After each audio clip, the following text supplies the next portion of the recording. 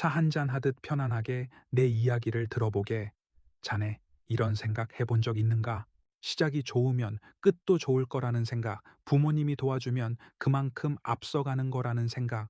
그런데 말일세, 오늘 이야기의 두 부부를 보면 그 생각이 틀렸다는 걸 알게 될 걸세.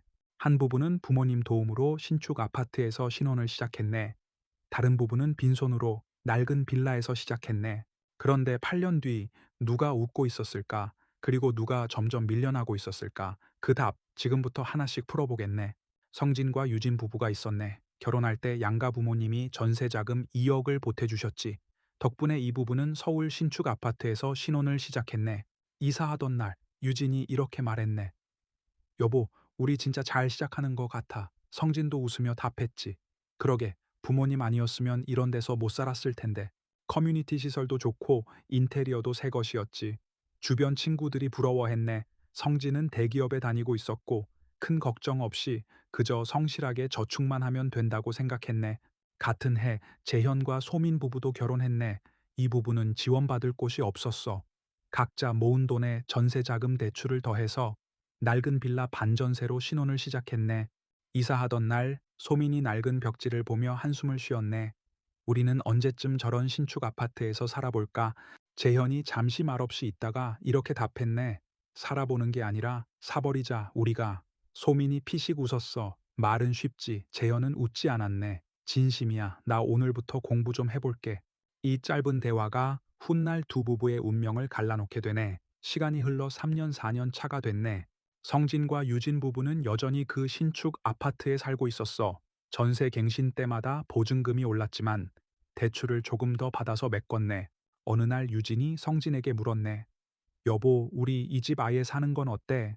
성진이 고개를 저었네. 매매가가 너무 올랐어. 그냥 전세로 살자. 우리 수준엔 이 정도는 살아야지. 정작 그 집을 사야겠다는 생각은 더 깊이 들어가지 않았어. 반면 재현과 소민 부부는 달랐네. 밤마다 부동산 공부를 했지. 청약, 전세 낀 매수 이런 단어들을 하나씩 익혔네. 그리고 결단을 내렸어. 저평가된 지역의 소형 아파트를 전세를 끼고 매수한 계약. 계약서에 도장 찍던 날 소민이 손을 떨며 물었네. 이거 정말 괜찮은 거 맞지? 재현이 소민의 손을 잡으며 답했네. 괜찮을 거야. 우리한텐 이제 물러설 곳도 없잖아.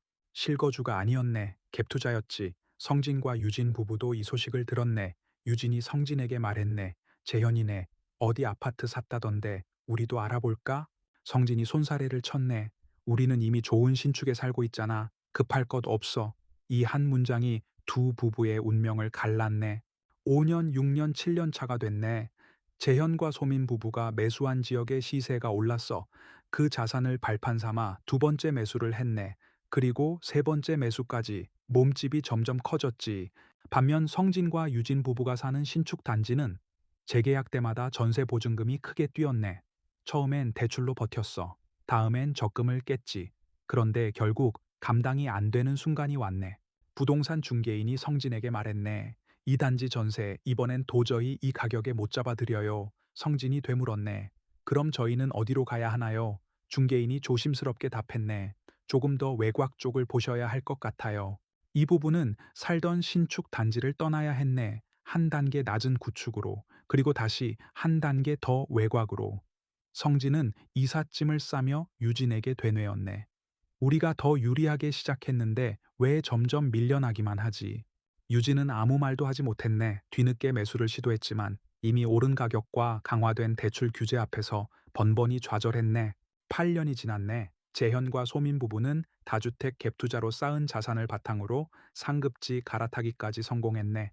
이사하던 날 소민이 재현에게 말했네. 우리 그때 그 낡은 빌라에서 여기까지 왔네. 재현이 웃으며 답했네. 그때 절박했던 게 결국 우리를 여기까지 데려왔어. 반면 성진과 유진 부부는 처음 신혼을 시작했던 그 신축 단지에서 점점 멀어져 외곽의 전세를 전전하는 처지가 됐네. 자네, 이 이야기의 진짜 핵심이 뭔지 아는가? 출발선의 여유가 오히려 안주의 이유가 됐다는 것. 신축 아파트에 사는 감각이 오히려 자기 수준에 대한 착각을 만들었다는 것. 반면 출발선의 결핍은 학습과 실행의 동력이 됐다는 것. 그런데 말일세, 이 이야기를 결핍 예찬으로 오해하면 안 되네.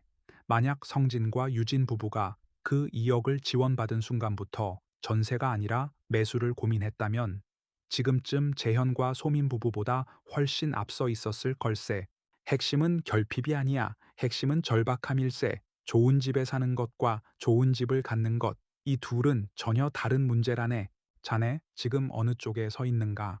편안한 전세에 안주하며 그 편안함을 자기 수준이라 착각하고 있진 않은가? 아니면 지금의 결핍을 절박함으로 바꾸고 있는가? 그 답에 따라 8년 뒤 자네의 자리가 정해질 걸세.